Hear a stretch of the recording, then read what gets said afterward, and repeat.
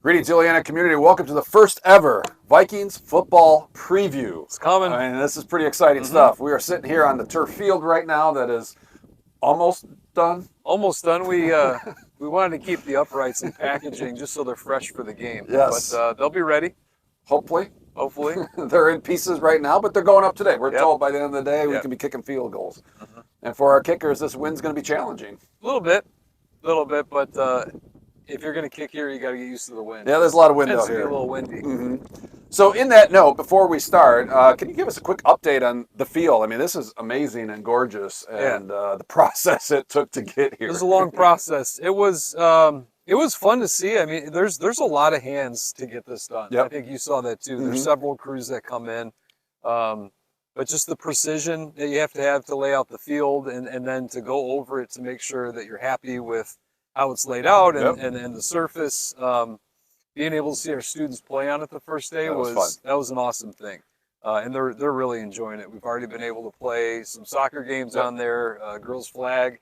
They played as well, so it's been pretty fun. Let's talk about that, because I know it's our first boys football game Saturday, but we've had girls flag football now. This is our second year. They played out here the other night, and they did amazing. They did a great job. Yeah, they had a huge win over Hanover, a couple late interceptions. Heidi Teach and Taylor Bennis. The coaches have done an amazing job, and the girls are just very passionate and excited to be out there. So it's cool to see. I was talking to their quarterback, Bree Brown, who is she's doing a good job too. Yeah, it's not easy.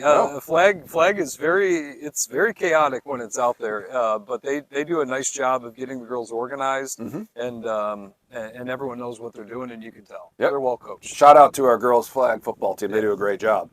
All right, so Saturday is the big day. What should we expect as far as just showing up and a lot of the hoopla that's going on here? So we'll have some communication sent out Thursday. So you'll see information like the gate's going to open at 6. People will be able to enter the campus at 6 o'clock. Concessions will be open at 6.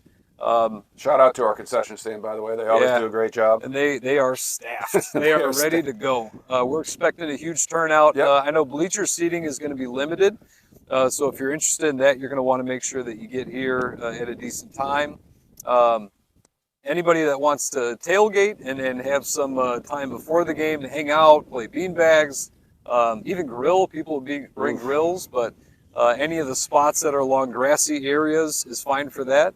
Keep it clean. Keep it clean. Okay. Have fun, but keep it clean. And then any overfill for the parking lot can go into the Heritage School across the street.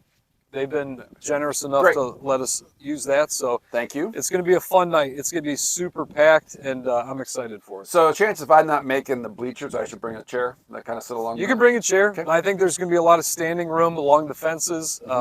There's going to be a couple of spots maybe for chairs, but there's going to be a lot of people along the fences. And we're doing a brief prayer dedication for the field ahead of time with our Director of Spirit Development, Craig Slings, and our Principal, Brent Vermeulen. I will not be there because we have a meetup in Michigan. This was rescheduled. I have some stuff up there. Sorry to miss it, but I'll try and watch because we'll live stream it for you. I'm looking forward to that.